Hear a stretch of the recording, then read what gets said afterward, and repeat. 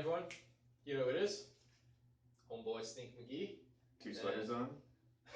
And David. And today's Smart Fitness, we're going to talk to you guys about carbohydrates that you can be taking while you're cutting, leaning out, trying to lose body fat, whatever you want to call it. Basically, get yourself right.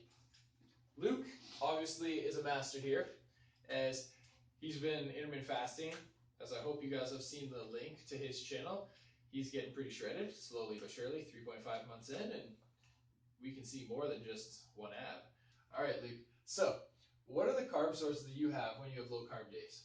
Okay, so on the low carb days, I'm not really having a lot of carbs, obviously. So what I'm having is things like, it comes from the little bit that comes in milk when I have my shakes. If I have any sort of nuts, there's usually a little bit of carbs in nuts, like I might have cashews or walnuts, things like that. But I've got no specific carb source. Like I'm not eating rice, I'm not eating sweet potatoes, nothing like that on those days.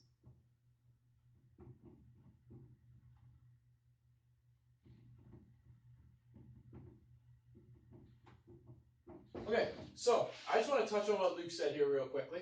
So, obviously milk, lactose-free, lactose-in, whatever you want to go for, have yourself some sort of milk source. There's 10 grams of carbs, 10 to 12 grams of carbs per cup of milk, and you're going to get roughly 9 to 10 grams of protein. So, milk is a good source, but you need to keep in mind, if you're having 2% milk, you're going to get a lot more fat sources in there. Luke talks about nut sources. The only problem with nut sources is they are high in fat. Luke has nuts on his low carb days because he cycles low fat with high carbs and high carbs with low fat, or sorry, low carbs with high fat. Yeah. So it balances it out for him.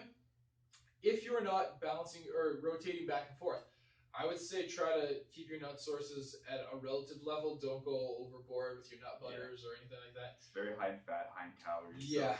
So take it easy on the nuts. Roughly 15 grams or 1 tablespoon of fat is about 8 to 10 grams of fat itself. No rice. So, when you're cutting regardless, unless you're having a cut with a high amount of carbs because you're massively overweight, I would say stick to not having rice, as most white rices and brown rices are quite high in carbs. Now, sweet potato. Luke doesn't eat sweet potato, as he said, but as we may or may not know, potatoes are very low in carbs. You can eat anywhere from 1 large sweet potato to 5 or 6 Yukon Gold potatoes, which would be about as many as in my hand here, and that'll amount to roughly 30 grams of carbs. So it's exceptionally low.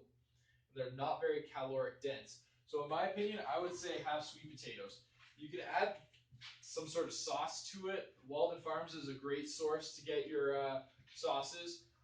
Calorie-free. They're calorie-free. They use natural sugars like sucralose. Even though it is an alternative sweetener, it is not really artificial. Contrary to what you may be reading in your newspaper, there's nothing wrong with sucralose or sucrose. And even aspartame, there's a lot of contradicting evidence out there. It is not that bad for you. So we'll move further here based on actual carb sources. So, we've got sweet potatoes and potatoes in general. One thing that I had when I was cutting last summer was Greek yogurt, which works roughly the same as milk. You're going to get your protein and you're going to get your carbs. And oats. You can have about a cup of oats, and that's roughly 40-ish grams of carbs.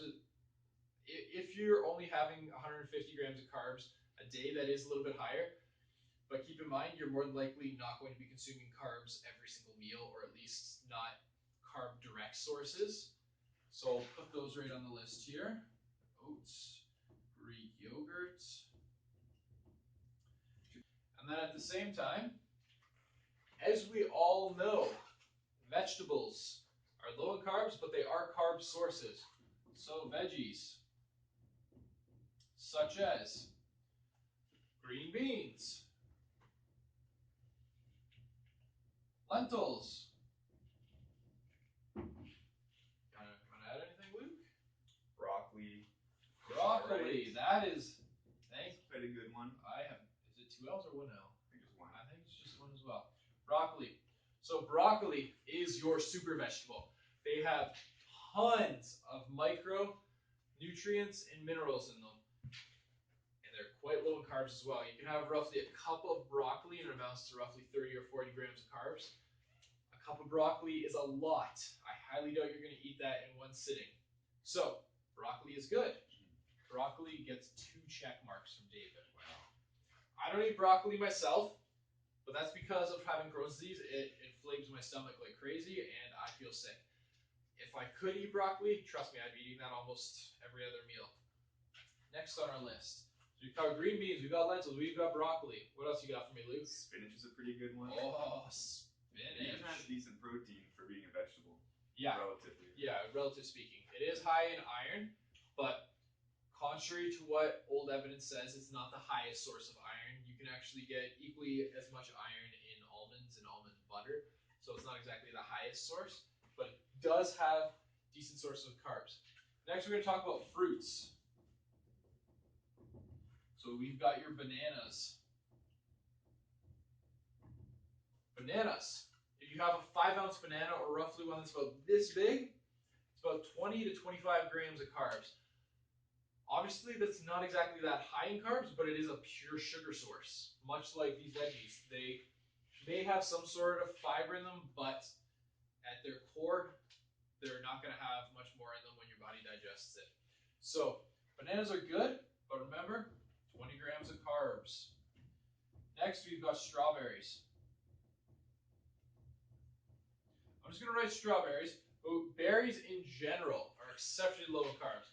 You got to have 50 grams, or roughly 2 big tablespoons of blueberries in order for it to amount to roughly 15 to 20 grams of carbs. It's a fair amount of blueberries. Most people are not going to sit there and have that many blueberries to their daily intake.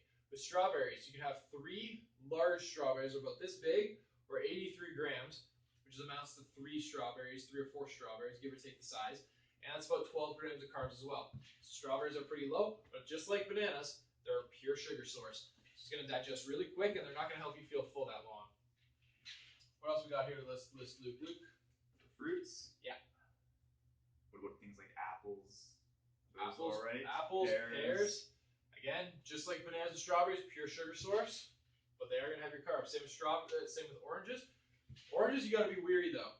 You have yourself an actual orange versus orange juice, whether it has sugar added or not. Orange juice is a lot more concentrated. So 1 cup of orange juice is about 20 to 27 grams of carbs, whereas an actual orange, if you have one that's about this big and one that's this big, so anywhere from 5 to 7 to 8 ounces, skin off obviously, it's about 15 to 20 grams of carbs. So you can have a little bit more carbs with the actual liquid source.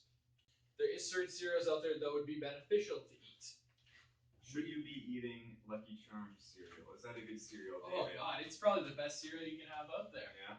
So, He's kidding. Cashy. Cashy cereal, the original cereal, like your very original, the Go Lean Crunch, that's what I eat on the most regular basis. It has 8 grams of fiber. Remember, go back to my Why You Need to Eat Fiber video. It's good for you, peristalsis, as well as it's feeling good. It'll make you feel fuller longer. If you have 1 serving of cashew cereal, let me tell you, you're going to feel full for at least 2 hours. You're not going to be constipated. And you're getting a healthy source of carbs. What can go wrong? Again, the only thing with cashew, though, is it's a little pricey, especially in Canada. For 1 box, it's one of their medium-sized boxes is roughly $5 to $6, so it does add up. You can buy it in bulk, though. Vector cereal. I believe that's how they spell it.